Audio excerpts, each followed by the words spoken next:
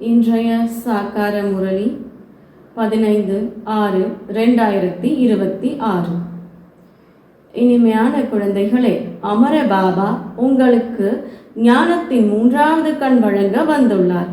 இப்பொழுது நீங்கள் 3 காலங்களையும் 3 உலகங்களையும் அறிந்துள்ளீர்கள். கேள்வி: ஆன்மீக தந்தை ஆத்மாக்களுக்கு ஆஸ்தியை எந்த ஆதாரத்தில் அளிக்கிறார்? பதில்: படிப்பின் ஆதாரத்தில். எந்த குழந்தைகள் நல்ல முறையில் படிக்கிறார்களோ, தெய்வ அபிமானத்தை விடுத்து ஆத்மா உணர்வில் இருப்பதற்கான முயற்சி செய்கிறார்களோ, அவர்களுக்கு தான் தந்தையின் ஆஸ்தி கிடைக்கிறது. லௌகீக தந்தை ஆண் குழந்தைகளுக்கு மட்டுமே ஆஸ்தி அளிப்பார். ஆனால் பரலௌகீக தந்தையின் சம்பந்தம் ஆத்மாக்களுடன் கூடியது. எனவே ஆத்மாக்களுக்கு ஆஸ்தி அளிக்கிறார். பாடல்: போலாநாத்தை விட தனிப்பட்டவர். ஓம் சாந்தி. இந்த மரண உலகத்திலிருந்து அமரலோகம் செல்வதற்காக ஆன்மீக குழந்தைகள் ஆன்மீக தந்தையிடமிருந்து அமர கதையை கேட்டுக்கொண்டிருக்கிறீர்கள். நிர்வாண தாமத்திற்கு அமரலோகம் என்று கூறப்படுவது இல்லை. அமரலோகம் என்றால் அங்கு நீங்கள் அகால மரணம் அடைவது இல்லை. எனவே அதற்கு அமரலோகம் என்று கூறப்படுகிறது. ஆன்மீக தந்தைக்கு அமரநாத் என்று கூறப்படுகிறது. நிச்சயம் அமரலோகத்திற்கு அழைத்து செல்வதற்காக மரண உலகத்தில் தான் கதை கூறுவார். 3 கதைகள் பாரதத்தில் தான் பிரசித்தமாக உள்ளன. அமர கதை, சத்திய நாராயணனின் கதை, 3வது கண்ணின் கதை. பக்தி மார்க்கத்திலோ 3வது என்பதன் பொருளை யாருமே புரிந்து கொள்வதே இல்லை. ஞானத்தின் 3வது கண்ணை ஞான கடலான அமர பாபாவை தவிர வேறு யாரும் கொடுக்க முடியாது. இது கூட பொய்யான கதைக்காக கூறுவார்கள். நமக்கு இப்போது ஞானத்தின் 3வது கண் கிடைத்து கொண்டிருக்கிறது என்பதை இனிமையிலும் இனிமையான ஆன்மீக குழந்தைகள் தெரிந்து கொண்டுள்ளீர்கள். அந்த 3வது கண் மூலமாக 3 காலங்கள் 3 உலகங்களை நீங்கள் அறிந்து கொண்டுள்ளீர்கள். மூலவதனம், சூக்ஷ்மவதனம், ஸ்தூல வதனத்தை நிறைய பேர் அறிந்துள்ளார்கள். ஆனால் 3 காலங்களின் முதல் இடை கடையை யாருமே அறியாமல் உள்ளார்கள். இப்பொழுது இனிமையிலும் இனிமையான ஆன்மீக குழந்தைகள் ஆன்மீக தந்தையிடமிருந்து கேட்டுக்கொண்டு இருக்கிறீர்கள். நாம் அவருடைய குழந்தைகளாகியுள்ளோம். ஒரே ஒரு முறை ஆன்மீக குழந்தைகளாகிய உங்களுக்கு ஆன்மீக தந்தை கிடைத்துள்ளார். ஆத்மாக்களுக்கு கற்பிக்கிறார். மற்ற எல்லோரும் தேக உணர்வுடன் இருக்கும் காரணத்தினால் நான் இதை படிக்கிறேன், நான் அதை படிக்கிறேன் என்று கூறுவார்கள். தேக உணர்வு வந்து விடுகிறது. இப்பொழுது நீங்கள் நல்ல முறையில் படியுங்கள் என்று இந்த சங்கம யுகத்தில் ஆன்மீக தந்தை வந்து ஆன்மீக குழந்தைகளுக்கு கூறுகிறார். தந்தையிடமிருந்து ஆஸ்தியை பெறுவதற்கு ஒவ்வொரு குழந்தையும் உரிமையுள்ளவர்கள் ஆவார். ஏனெனில் அனைவரும் ஆன்மீக குழந்தைகள் இல்லையா? லௌகிக்க சம்பந்தத்தில் ஆண் குழந்தைகள் மட்டுமே ஆஸ்திக்கு உரிமையாளர் ஆவார்கள்.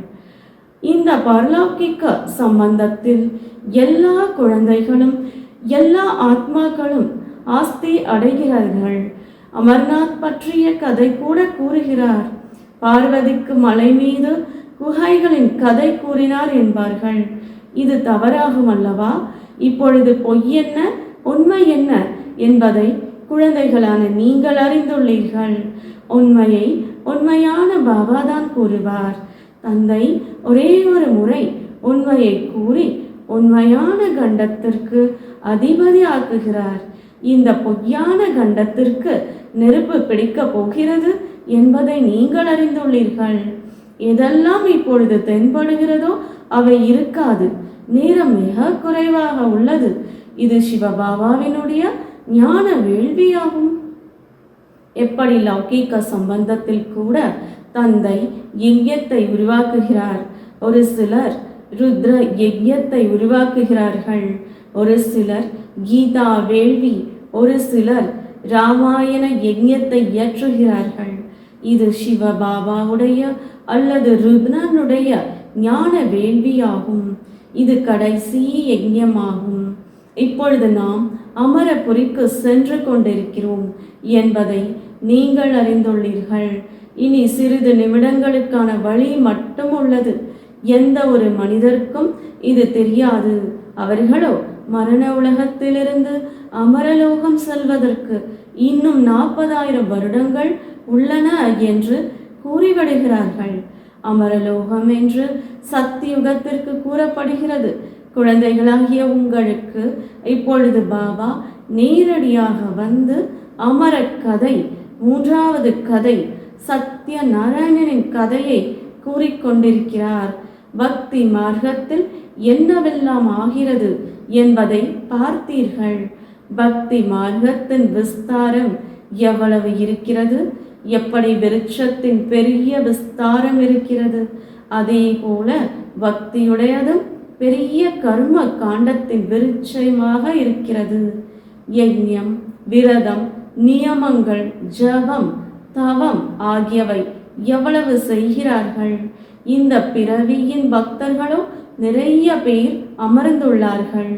மனிதர்களின் எண்ணிக்கை விருத்தி ஆகிக் கொண்டே இருக்கிறது. நீங்கள் பக்தி மார்க்கத்தில் வந்தது முதல் மற்ற தர்மங்கள் ஸ்தாபனையாகியுள்ளன. ஒவ்வொருவருக்கும் தங்களுடைய தர்மத்துடன் சம்பந்தம் உள்ளது. ஒவ்வொருடைய பழக்க வழக்கம் தனி. பாரதம் அமர புரியாக இருந்தது. இப்பொழுது பாரதம் மரண உலகமாகும். நீங்கள் ஆதி சனாதன தேவி தேவதா தர்மத்தினராக இருந்தீர்கள். ஆனால் இப்பொழுது பதீத்தமாக ஆன காரணத்தினால் நீங்கள் உங்களை தேவத்தை என்று கூறிக்கொள்ள முடியவில்லை. நாமேதான் தேவத்தைகளாக இருந்தோம் என்பதை நீங்கள் மறந்துவிட்டுள்ளீர்கள். எப்படி கிறிஸ்து எங்களுடைய தர்மத்தை ஸ்தாபனை செய்தார், எனவே கிறிஸ்தவர்கள் வந்த வண்ணம் இருக்கிறார்கள் என்று அவர்கள் கூறுகிறார்கள். அப்படியின்றி ஐரோப்பிய தர்மத்தினர் என்பது அல்ல. அதே போல நீங்கள் இந்துஸ்தானத்தில் இருப்பவர்கள் அல்லது பாரதத்தில் இருப்பவர்கள் தேவி தேவதா தர்மத்தினராவீர்கள். ஆனால் தங்களை தேவத்தைகள் என்று அழைத்து கொள்ள முடியவில்லை. நாங்கள் பாவிகளாக, நீசர்களாக, ஏழைகளாக, விகாரியாக உள்ளோம் என்பதை அறிவீர்கள். பக்தி மார்க்கத்தில் மனிதர்கள் துக்கம் அடையும் பொழுது தந்தையை தான் அழைக்கிறார்கள். எந்த தந்தையை நாம் கூப்பிட்டு கொண்டே வந்தோமோ அவர் நமக்கு எல்லையில்லாத ஆஸ்தியை அளிப்பதற்காக அமரக்கதையை கூறிக்கொண்டே இருக்கிறார் என்பதை பிராமண குழந்தைகளாகிய நீங்கள் மட்டுமே அறிந்துள்ளீர்கள். நாம் அமரபுரிக்கு அதிபதி ஆகக்கூடியவர்களாகவும் அமரபுரி ஸ்வர்க்கம் என்று கூறப்படுகிறது. நாங்கள் ஸ்வர்க்கவாசி ஆவதற்காக முயற்சி செய்து கொண்டிருக்கிறோம் என்று நீங்கள் கூறுவீர்கள். கலியுகத்தின் மனிதர்கள் இறக்கும் பொழுது ஸ்வர்க்கவாசியாகிவிட்டார் என்பார்கள். இப்பொழுது அவர் ஸ்வர்க்கத்திற்கு செல்வதற்காக முயற்சி ஏதாவது செய்தாரா என்ன? நீங்களோ அமரபுரி வைகுண்டத்திற்கு செல்வதற்கான முயற்சி செய்து கொண்டிருக்கிறீர்கள். முயற்சி செய்விப்பவர் யார்? அமர பாபா. அவருக்கு அமரநாத் என்றும் கூறப்படுகிறது. இந்த யஜ்ஞத்தை பாடசாலை என்றும் கூறப்படுகிறது. வேறு எந்த பாடசாலையையும் யஜ்ஞம் என்று கூறப்படுவது இல்லை. வேள்விகள் தனியாக இயற்றப்படுகிறது. அதில் பிராமணர்கள் அமர்ந்து மந்திரம் ஓதுகிறார்கள். இது உங்களுடைய கல்லூரியாகும், வேள்வியுமாகும், இரண்டும் சேர்ந்துள்ளது என்று தந்தை கூறுகிறார். இந்த ஞான வேள்வியிலிருந்து விநாச ஜுவாலை பிரஜ்வலித்துள்ளது என்பதை நீங்கள் அறிந்துள்ளீர்கள். இந்த முழு உலகமே ஸ்வாஹா ஆகிவிடப் போகிறது. பிறகு புதிய உலகம் அமைய வேண்டியுள்ளது. இதற்கு பெயரே மகாபாரத போர். இது போன்ற போர் வேறு ஏதும் ஆவது இல்லை. யுத்தத்தில் உலக்கைகள் சண்டைக்கு பயன்படுத்தப்பட்டது என்று கூறுகிறார்கள். உங்களுடைய சண்டையோ கிடையாது. இதற்கு மகாபாரத போர் என்று ஏன் கூறுகிறார்கள்? பாரதத்திலோ ஒரு தர்மம்தான் இருக்கும் அல்லவா? மரணமோ வெளியில் இருக்கிறது. இங்கு யுத்தத்தினுடைய விஷயம் இல்லை. உங்களுக்காக புது உலகம் வேண்டும். எனவே அவசியம் பழைய உலகம் விநாசமாகும் என்று தந்தை புரிய வைக்கிறார். குழந்தைகளாகிய உங்களுடைய புத்தியில் விராட ரூபத்தை பற்றிய முழு ஞானம் கூட உள்ளது. யார் முந்தைய கல்பத்தில் வந்துள்ளார்களோ அவர்களே தேவதை ஆவதற்காக வருவார்கள். என்பதையும் புரிந்துள்ளீர்கள். இது புத்தியின் வேலை. நாம் எத்தனை பேர் பிராமணர்களாக ஆகி உள்ளோமோ அவர்களே பிறகு தெய்வத்தை ஆவார்கள். பிரஜாபிதா பிரம்மா என்று பாடப்பட்டுள்ளது. பரம்பிதா பரமாத்மா மூலமாக மனித சிருஷ்டியை பரம்பிதா பரமாத்மா பிரம்மா மூலமாக மனித சிருஷ்டியை படைக்கிறார். எனவே பிரம்மாவிற்கு பிரஜாபிதா என்று கூறுவார்கள். ஆனால் எப்படி எப்பொழுது படைக்கிறார் இது யாருக்கும் தெரியாது. ஏன் மனிதர்கள் ஆரம்பத்திலேயே இருப்பதில்லையா என்ன?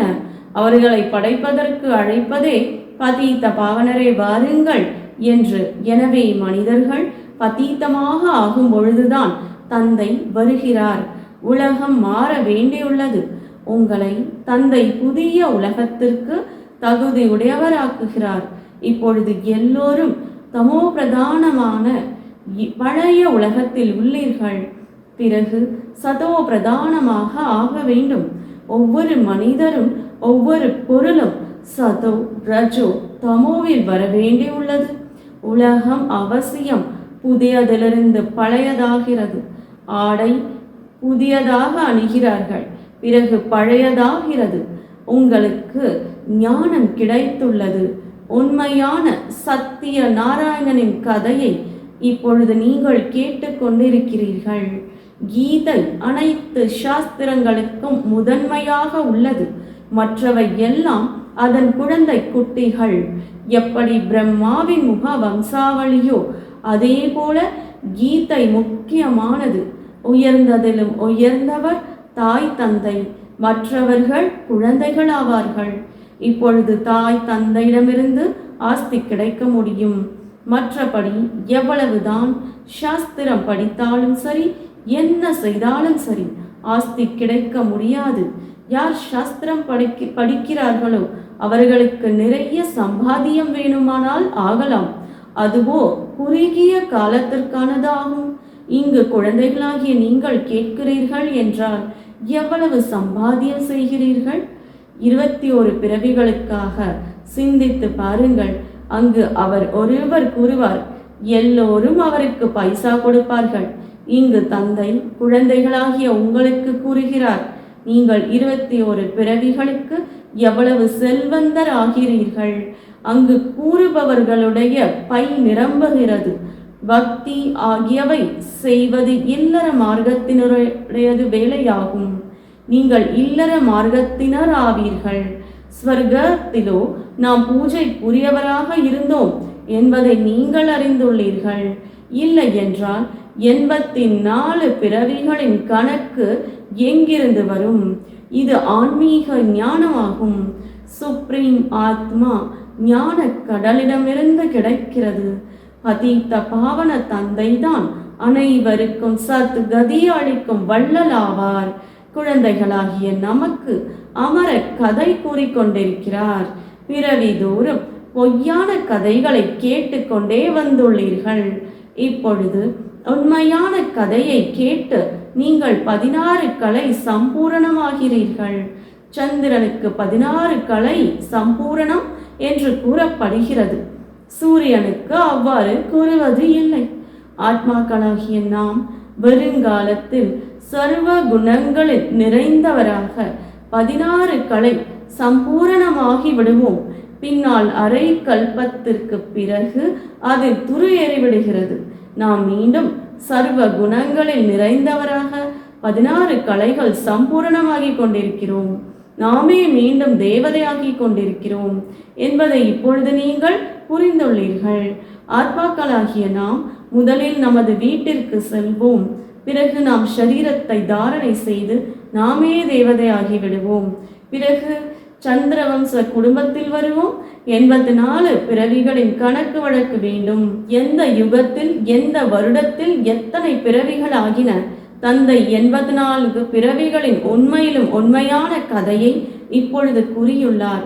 பாரதவாசிகளாகிய நீங்கள் 84 பிறவிகள் எடுத்துள்ளீர்கள் என்று குழந்தைகளாகிய உங்களுக்கு கூறுவார். முதலில் தன்னை பிராமணர் என்று உணர வேண்டியுள்ளது. மம்மா பாபா என்று கூறுகிறீர்கள் அல்லவா? ஆஸ்தி பிரம்மா பாபா மூலமாக சிவபாபாவிடமிருந்து பெறுகிறீர்கள். பிரம்மா கூட அவருடையவராகிவிட்டார். பிரம்மாவிடமிருந்து ஆஸ்தி கிடைக்க முடியாது. இவரும் சகோதரனாகிவிட்டார். இவர் ஷரீரதாரி ஆவார் அல்லவா? குழந்தைகளாகிய நீங்கள் அனைவருமே அவரிடமிருந்து ஆஸ்தி பெறுகிறீர்கள். இவரிடமிருந்து பிரம்மா அல்ல. யாரிடமிருந்து ஆஸ்தி எடுக்க வேண்டியதில்லையோ அவரை நினைவு செய்ய வேண்டியது இல்லை. ஒரு சிவபாபாவை தான் நினைவு செய்ய வேண்டும். அவருக்கு தான் தந்தையும் நீயே, தாயும் நீயே, நாங்கள் உங்களது பாலகர்கள் என்று கூறுகிறார்கள். நீங்கள் இவரிடம் வரும்பொழுது நாம் சிவபாபாவிடம் செல்கிறோம் என்பதை புத்தியில் இருக்கும். நினைவு சிவபாபாவை தான் செய்ய வேண்டும். ஆத்மா புள்ளியாகும். அதில் 84 பிறவிகளின் பாகம் பதிவாகி உள்ளது. ஆத்மா புருவ மத்தியில் இருக்கிறது. பறப்பதும் ஒரு நொடியில்.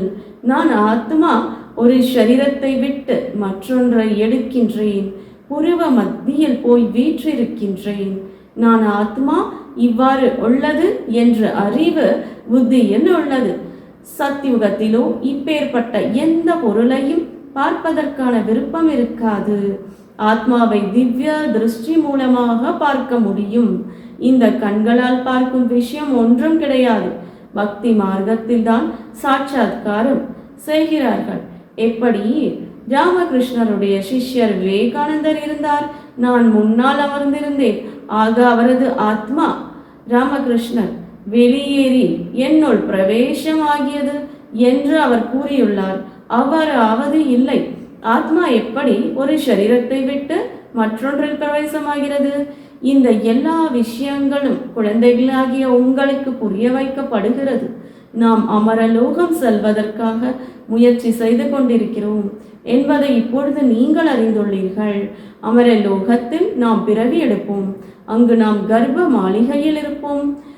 இங்கோ கர்ப்ப சிறையில் சிக்கி ஐயோ ஐயோ என்று கதறி கஷ்டப்படுகிறார்கள். இப்பொழுது அரை கல்பத்திற்கு பாபா உங்களை எல்லா துக்கங்களிலிருந்தும் விடுவிக்கிறார். எனவே எவ்வளவு அன்புடன் அப்பேற்பட்ட தந்தையை நினைவு செய்ய வேண்டும். நல்லது. தாரணைக்கான முக்கிய சாரம்: ஸ்வயம் தங்களை ஆத்மா என்று உணர்ந்து ஆன்மீக தந்தையிடம் படித்து முழு ஆஸ்தியை பெற வேண்டும். உண்மையான கண்டத்திற்கு அதிபதியாக வேண்டும் என்றால் உண்மையான கதையை கேட்க வேண்டும் மற்றும் கூற வேண்டும். எந்த தந்தையிடமிருந்து எல்லையில்லாத ஆஸ்தி கிடைக்கிறதோ அவரையே தான் நினைவு செய்ய வேண்டும். எந்த ஒரு தேகதாரியையும் அல்ல. இந்த பழைய உலகத்திற்கு நெருப்பு பிடிக்க போகிறது. எனவே இதை பார்க்க கூடாது. வரதானம்: அமைதி சக்தி மூலமாக தனது பதிவேட்டை சுத்தமாக வைத்துக்கொண்டு மக்களுக்கும் மகேசனுக்கும் பிரியமானவராகுக. எழுதிய எழுத்துக்களை அக்கணமே மறைக்கும் வகையில் அறிவியல் கண்டுபிடிப்புகள் உள்ளது. அவ்வாறே அமைதி சக்தியால் தனது பதிவேட்டை தினமும் சுத்தமாக்கினால் மக்களுக்கும் மகேசனுக்கும் பிரியமானவர் ஆவீர்கள். உண்மையும் தூய்மையும் அனைவருக்கும் பிரியமானதே. எனவே ஒரு நாள் செய்த வீண் எண்ணம், வீண் செயல் மறுநாள் கசியவும் கூடாது. முடிந்தவைக்கு முற்றுப்புள்ளி வையுங்கள். அப்போதே பதிவேடு சுத்தமாக இருக்கும். இறை தந்தையும் மனம் மகிழ்வார். ஸ்லோகன்: வீண் எண்ணம் நினைப்பதும் பிறர் மனதில் வீண் எண்ணம் எழ தான் ஒரு காரணமாவதும் தூய்மையின்மையே. ஓம் சாந்தி.